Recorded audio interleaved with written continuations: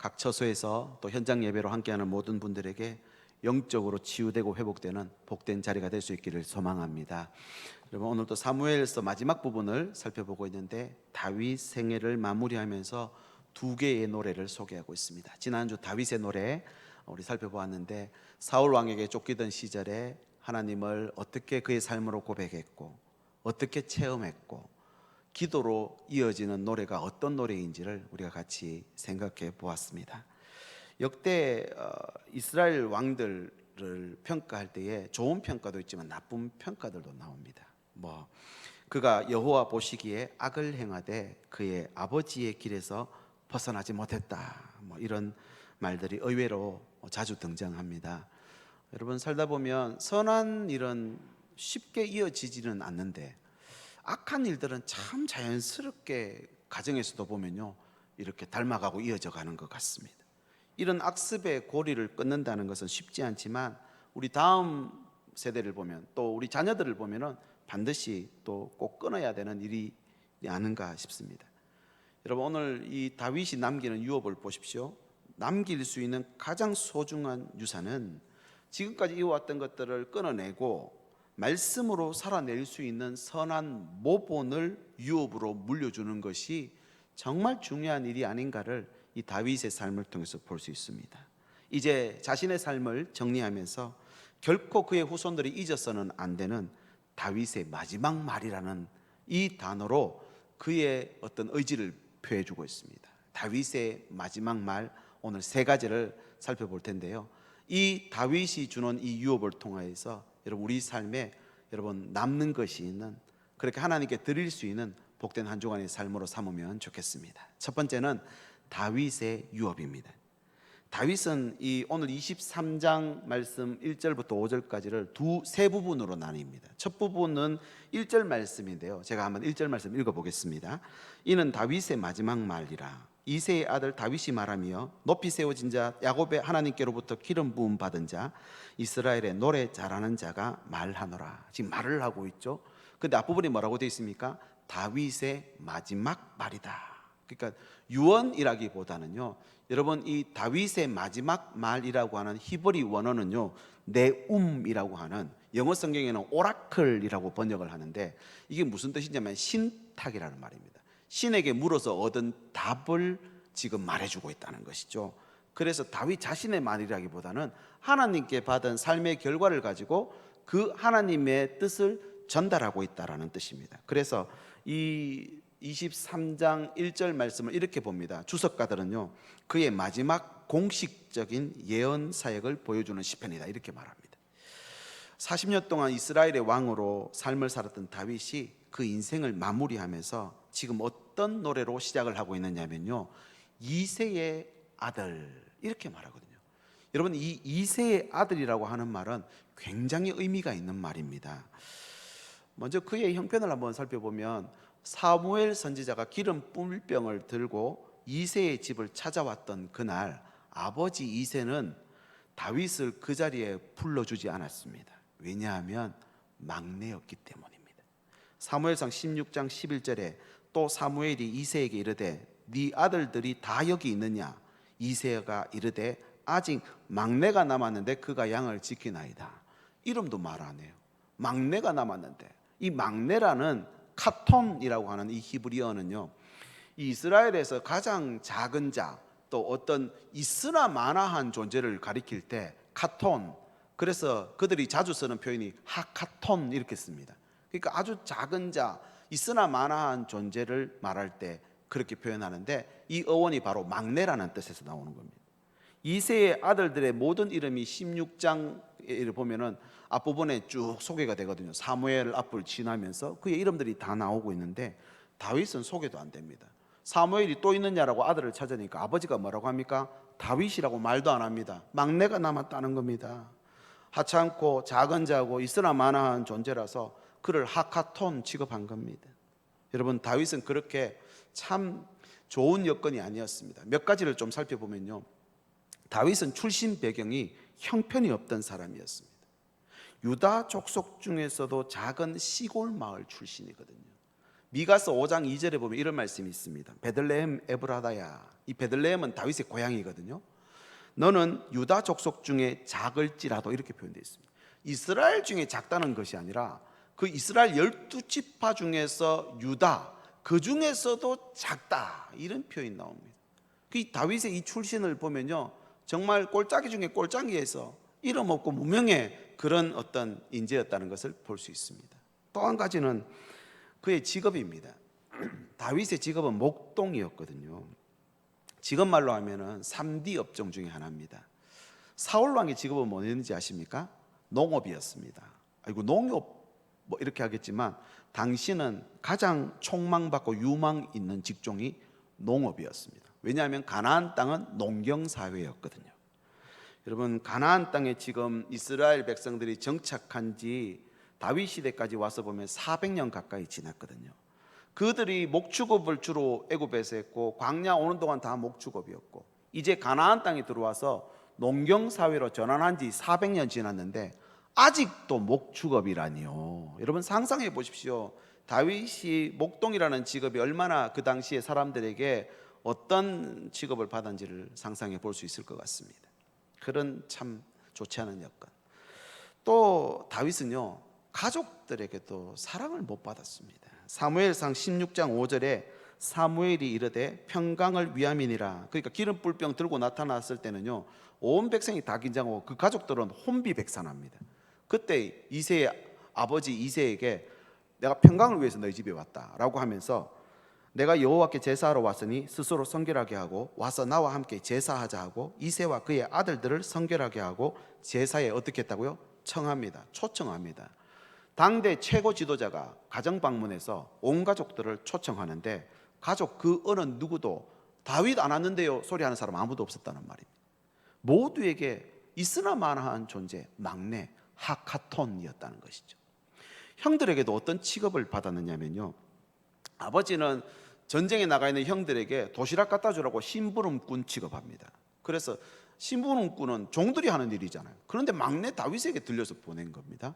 그런데 또 그 심부름 왔던 그 다윗을 형들이 어떻게 취급하느냐면 사무엘상 17장 28절 큰형 엘리압이 다윗이 사람들에게 하는 말을 들은지라, 이 골리앗 보고 지금 다윗이 흥분을 한 겁니다. 그 말을 듣고 그가 다윗에게 노를 바라여 이르되 네가 어찌하여 이리로 내려왔느냐, 들에 있는 양들은 누구에게 맡겼느냐, 나는 네 교만과 네 마음의 완악함을 아노니 내가 전쟁을 뭐하러 왔다고요? 구경하러 왔느냐. 지금 전쟁에 나갈 수도 없는 그런 취급을, 뭐 나이가 안 됐겠죠. 또 집에서도 종 취급을 받아요. 심부름꾼. 그리고 형에게도 정말 비난을 받고 힐난을 받고 있는 모습을 볼 수 있습니다. 그럼 어머니에게는, 여러분, 어머니로부터 사랑을 못 받은 것 같습니다. 부모님이죠. 그 사랑 못 받은 걸 다윗이 시편 말씀을 통해서 고백하는 내용이 있습니다. 시편 51편 5절 말씀에 내가 죄악 중에 출생하였으며 어머니가 죄 중에서 나를 잉태하였나이다. 실수로 태어났다, 이 말 아는 것 같습니까? 시편 27편 10절에 이렇게 결론합니다. 내 부모는 나를 버렸으나 여호와는 나를 받아주실 것, 이렇게 기도하고 있습니다. 그의 형편이 어땠는지 보이시죠?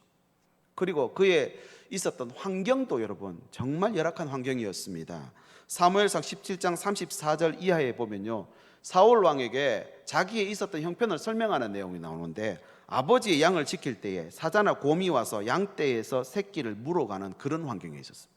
호시탐탐 맹수들이 아버지의 양떼를 물어가는 환경. 35절에 내가 따라가서 그것을 치고 그 입에서 새끼를 건져내었고 그것이 일어나 나를 해하고자 하면 내가 그 수염을 잡고 그것을 쳐 죽였나이다. 내가 그것을 쳐 죽이지 않으면 어떻게 되는 상황입니까? 내가 죽는 상황에 처해 있는 것입니다. 37절에 여호와께서 나를 사자의 발톱과 곰의 발톱에서 건져내셨은즉, 이렇게 돼 있죠. 하나님이 나를 안 건져내셨으면 나는 절대로 이 자리에 있을 수 없는 그런 엄청난 어려운 상황 가운데 있었다라는 고백을 다윗이 하고 있습니다. 그런 들판에서 양을 치고 있습니다. 사자와 곰이 호시탐탐 그 양들을 노리고 있고 그 양을 지키는 목동들의 생명을 노리고 있는, 여러분, 가족들은 전부 보니까 제가 이 말씀 보면요, 가족들은 전부 집에 있어요. 다윗은요 맨날 들에서 양만 치고 앉아있어요. 그가 양을 지키나이다, 양을 지키나이다. 가족들은 다 안에 있고 다윗은 밖에 있는 그런 엄청난 열악한 상황. 여러분 한번 생각해 보십시오. 이 다윗보다 지금 더 열악한 어려운 상황에 있는 분이 계실까? 그런 생각을 해보게 됩니다. 사무엘상 16장 13절에 가서 다윗이 처음으로 성경에 이름을 나타냅니다. 읽어보겠습니다. 사무엘이 기름 뿔병을 가져다가 그의 형제 중에서 그에게 부었더니 이날 이후로 다윗이 여호와의 영에 크게 감동되니라.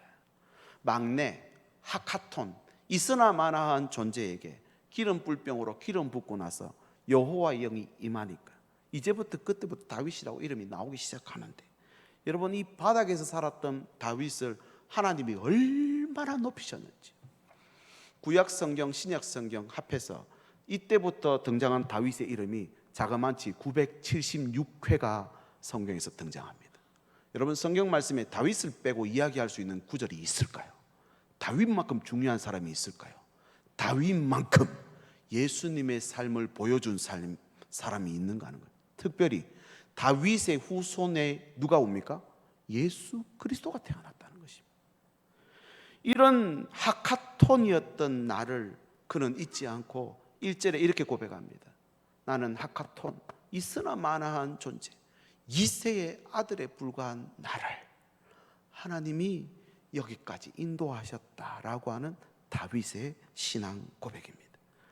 그런데 지금 다윗의 지금 위치가 무엇입니까? 당대 최고 강대국 통치하고 있었던 자그마치 40년을 최고 1인자 군주로 치리하고 있던 그의 마지막 노래가, 여러분 나는 이 자리에 오를 수 없는 비천한 태생 출신이었다라는 것, 이걸 항상 기억하고 마지막 후세에게 할아버지는 말이지, 아버지는 말이지 이런 사람이었어 라고 할 때 그때 가장 나는 바닥에 있었던 사람이다 라는 고백을 한 것입니다. 인간의 상식으로는 있을 수 없는 일입니다. 경쟁이나 시합이나 아니면 심사를 거쳤다면 서류 심사도 통과하지 못했을, 예선도 통과 못했을 그런 다윗의 배경입니다. 그런데 전적인 하나님의 은혜로 내가 존귀한 자가 되었다라는 다윗의 고백. 여러분 요즘 사람들에게 이런 마음이 있습니다. 태어날 때부터 타고난 태생이 따로 있다. 배경이 결국 그 사람의 운명을 결정한다. 그의 삶을 결정하는 것은 노력한다고 되는 게 아니라 갖고 태어나야 된다. 이런 한계성을 마음속에 담고 있는 것 같습니다. 여러분 근데 보십시오. 이 한계성은 하나님께는 안 통한다는 말입니다. 이게 다윗의 고백입니다.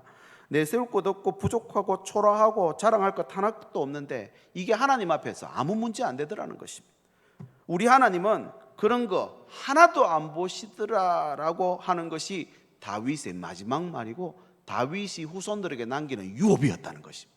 그러므로 지금 아무리 힘들고 어렵고 바닥을 치고 있는 현장, 아무도 없는 자리에 나 혼자 남았다라고 생각이 든다 할지라도 하나님의 말씀을 믿고 의지하고 하나님께서 그를 세워주시면 어떤 자리에도 올릴 수 있고 어떤 자리에도 회복시킨다는 하나님을 경험하고 그가 후손들에게 이런 유업을 남기고 있다는 사실입니다.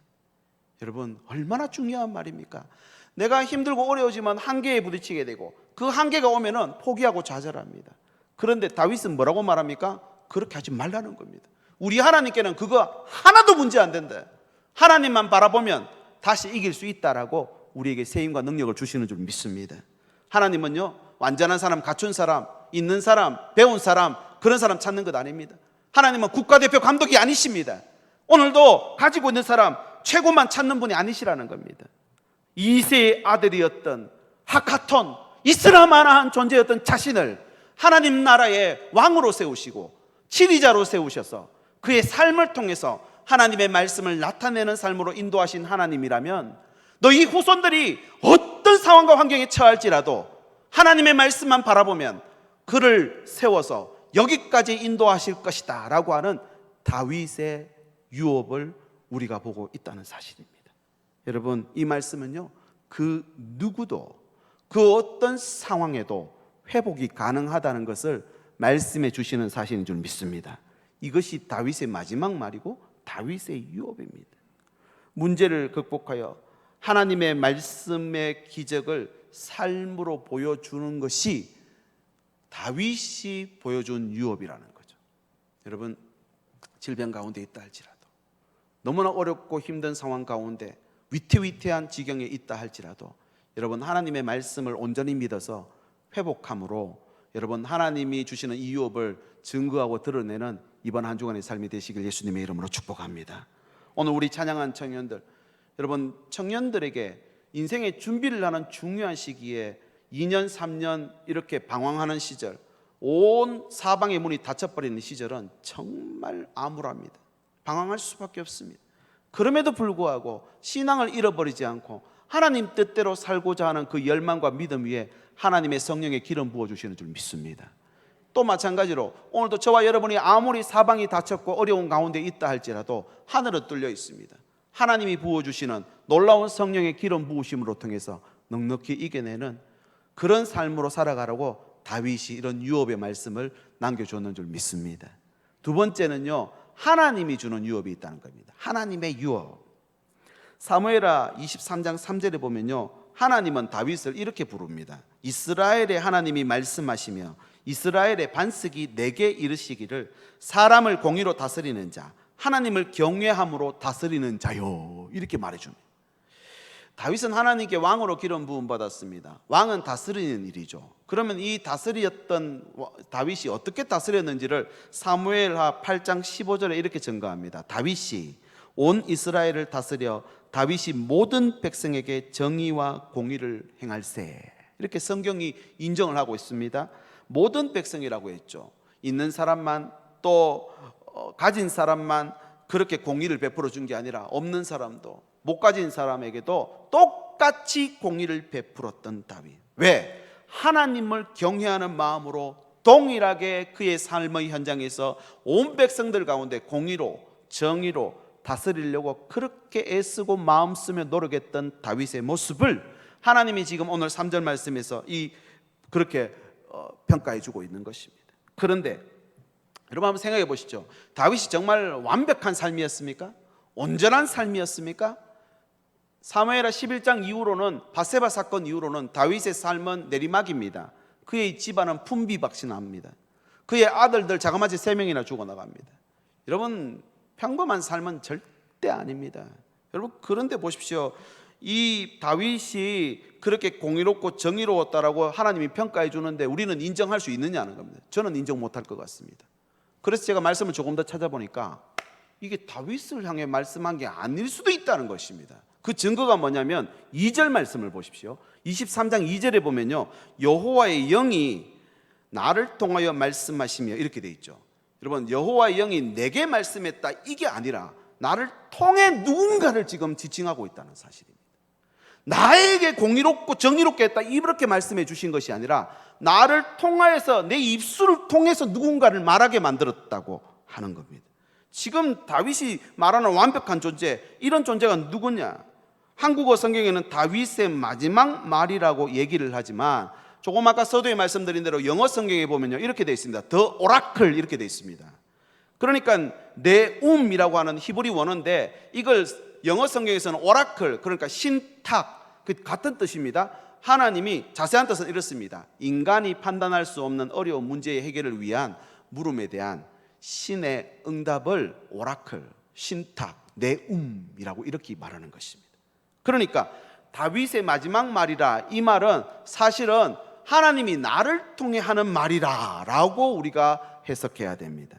앞으로 다윗의 후손으로 이 땅에 오실 예수 그리스도에 대해서 그가 지금 예언하고 있는 것입니다. 그래서 성경 주석가들은 아까 말씀드린 대로 사무엘하 23장은요 그의 마지막 공적인 예언 사역을 보여주는 시편이다, 이렇게 정의하고 있습니다. 그러니까 장차 오실 메시아가 이런 분이다라는 예언을 다윗의 마지막 말로 다윗의 입을 통해서 전해주고 있더라는 것입니다. 여러분, 메시아는 어떤 분이십니까? 오늘 23장 4절에 메시아에 대해서 이런 소개를 합니다. 그는 돋는 해의 아침빛 같고 구름 없는 아침 같고 비대린 후에 광선으로 땅에서 움이 돋는 새풀 같으니라 하시도다. 그러니까 3절 4절 이렇게 종합해 보면 이렇습니다. 이 사람은 공의로 또 하나님을 경외하는 마음으로 세상을 다스리는데 그 모습은 이런 모습이다. 4절에 새벽빛 같고 아침 햇살과도 같은 분이다 라고 정리할 수 있습니다. 이분이 누굽니까? 바로 장차 오실 예수 그리스도를 예언하고 있습니다. 빛으로 세상에 오셔서 세상에 있는 모든 어둠을 물리칠 메시아가 오실 것이라는 겁니다. 그런데 여호와의 영이 다윗을 통하여 지금 메시아를 보여주고 있다는 것입니다. 여러분, 다윗을 통해서 뭘 보여줍니까? 예수님을 드러내고 예수님을 나타내도록 여러분 그를 여기까지 인도해 왔다.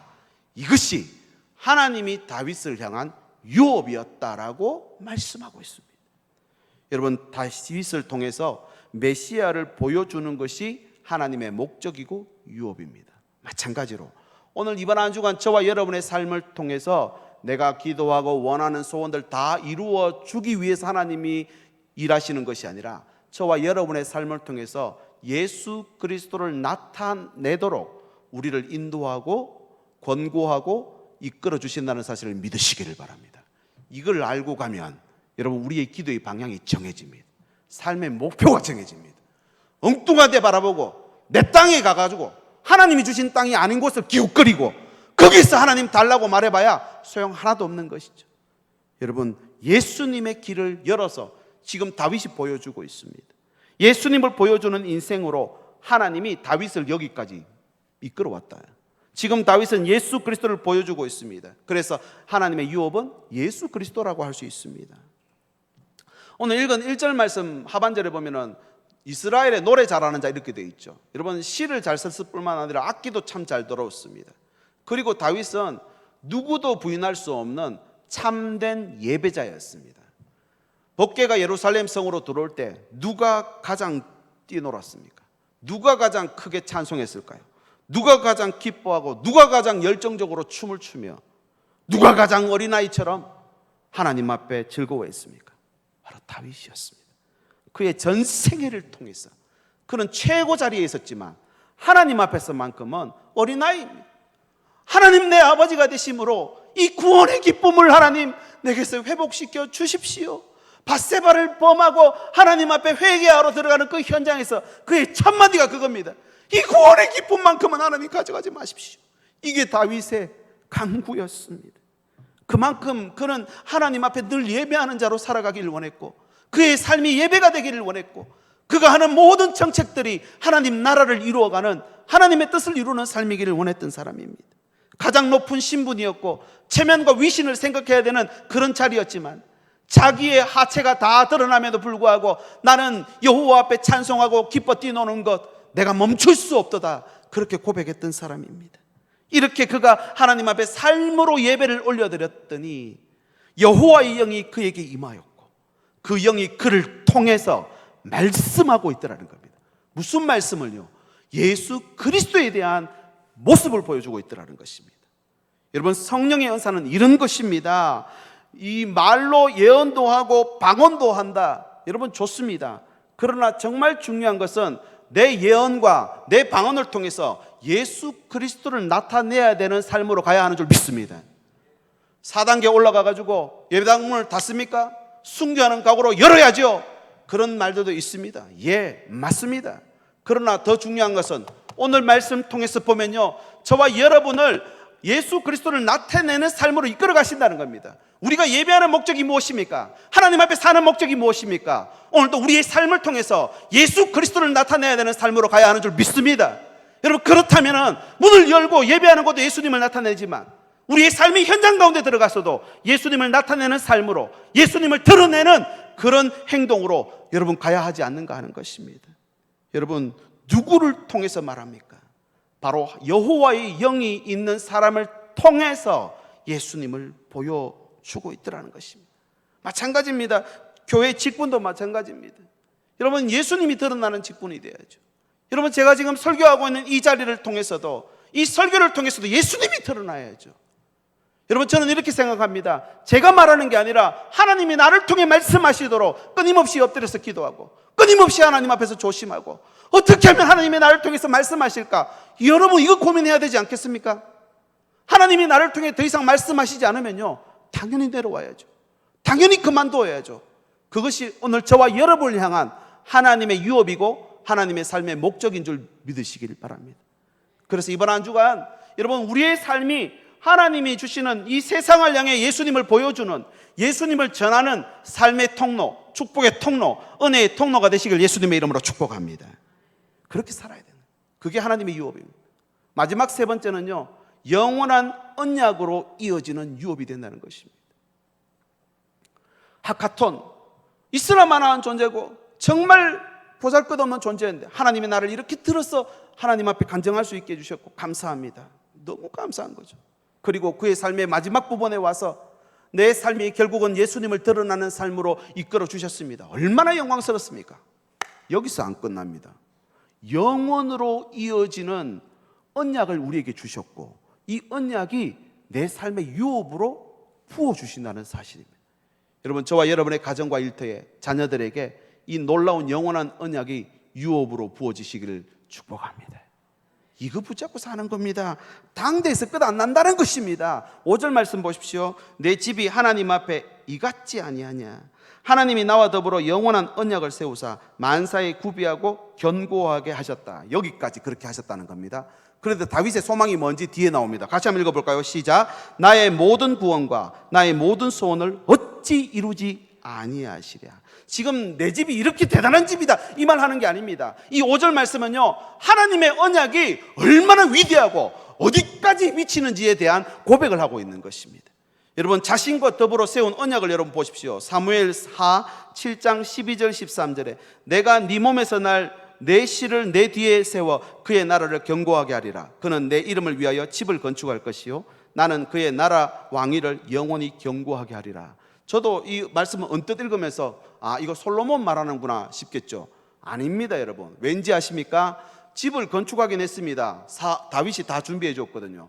그런데 그 뒤에 영원히 견고하게 하리라는 말이 안 이루어졌습니다. 솔로몬 후대에 나라가 두 조각 났고요. 결국 그 후손들은 하나님 앞에 잘못 살다가 남유다, 북이스라엘 다 멸망하고 말았습니다. 이 말은 사실은 솔로몬 향한 말이 아니었다는 것입니다. 다윗 자손 중에 그 나라를 영원히 견고하게 할 자손이 난다는 겁니다. 솔로몬에 대한 약속 아닙니다. 장차 오실 메시아. 그래서 지금도 이스라엘은 다윗의 별을 그려놓고 지금도 그 메시아를 기다리고 있는 것입니다. 이 약속이 언제 이루어졌습니까? 다윗의 자손으로 오신 예수님을 통해 이루어집니다. 이 언약이 1차적으로 성취된 시대에 우리가 살고 있습니다. 예수님이 이미 오셨죠. 다윗은 지금 그걸 노래하고 있는 것입니다. 다윗은 사실 이전에 없던 사람입니다. 왜냐하면 율법을 주셨고 그 율법을 지키려고 노력은 하지만 율법대로 산 사람도 없었고 율법대로 나라를 만든 사람도 없었습니다. 그런데 다윗이 그걸 해낸 것입니다. 전무후무한 인물이죠. 율법의 말씀을 삶으로 살아냈더니 삶으로 살아내는 그 위에 여호와의 영이 부어졌고 그의 입술을 통해서 말씀이 막 선포되기 시작한다는 것입니다. 이것이 예언입니다, 여러분. 다윗이 이걸 어떻게 한 것입니까? 미천한 자신을 왕으로 세워 이 나라를 다스리게 하고 오늘 5절에 보니까 그 나라를 만사에 구비되게 견고한 나라로 이루어가는 것들을 보면서 이거 내가 한 것 아니다. 하나님이 그 언약 때문에 나를 여기까지 이끌어 가시는구나. 그리고 여기서 끝나는 게 아니라 앞으로 올 후손을 통해서 엄청난 하나님의 나라를 이루어 주실 것이다라는 간절한 소망이 생긴 것입니다. 그 소망이 무엇입니까? 내 자신도 이 메시아가 다스리는 영원한 견고한 나라의 백성이 되어서 모든 구원을 받는 것, 모든 소원이 이루어지는 것, 이것이 나의 마지막 유업이다. 이렇게 말한 것입니다. 미천한 목동이었던 자신을 세워 하나님의 나라를 약속하신 대로 죄 가운데 있었음에도 불구하고 이루어 가시는 모습을 보며 이 유업은 이 당대에서 끝나는 것이 아니라 장차 오실 메시아에게로 이어지고 그 메시아를 통해서 영원한 하나님 나라가 이 땅 가운데 임할 것이라는 것을 그가 예언을 하면서 보게 된 것입니다.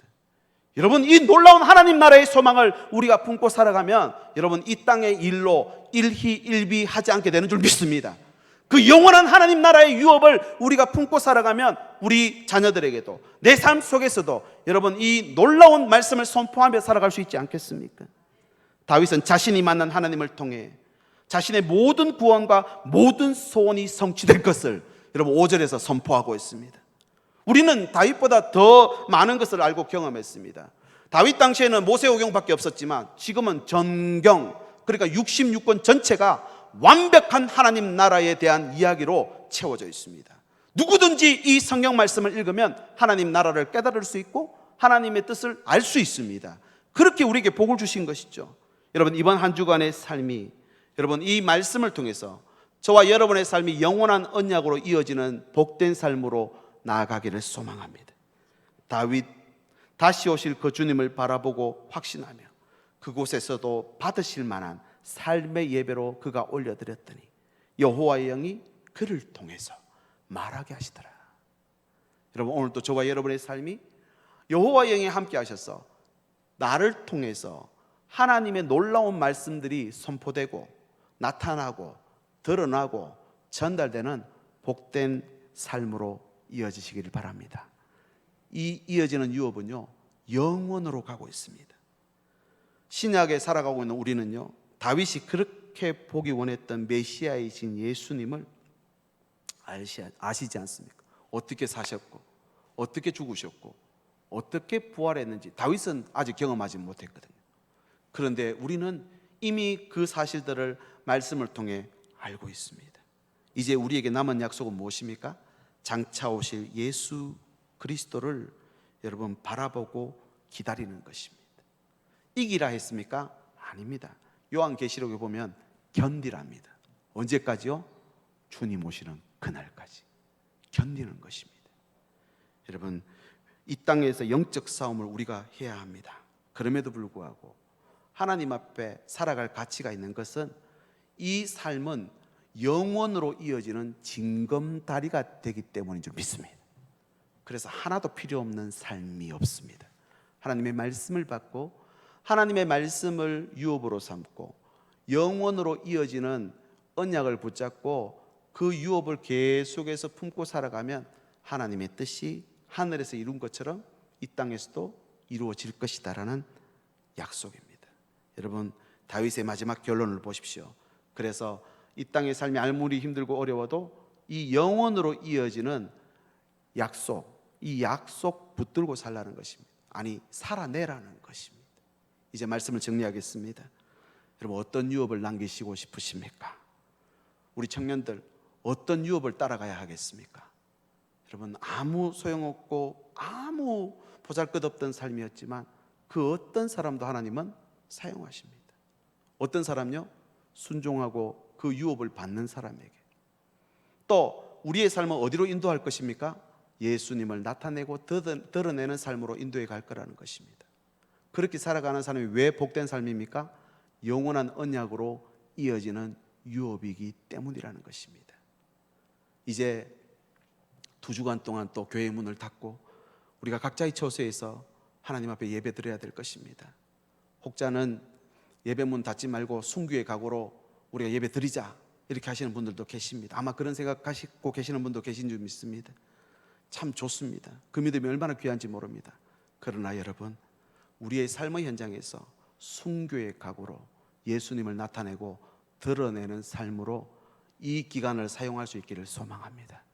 그렇게 하나님 앞에 온전히 드릴 때에 악한 길에서 떠나 기도하여 내 얼굴을 찾으면 너희 죄를 사하고 그들의 땅을 고칠지라.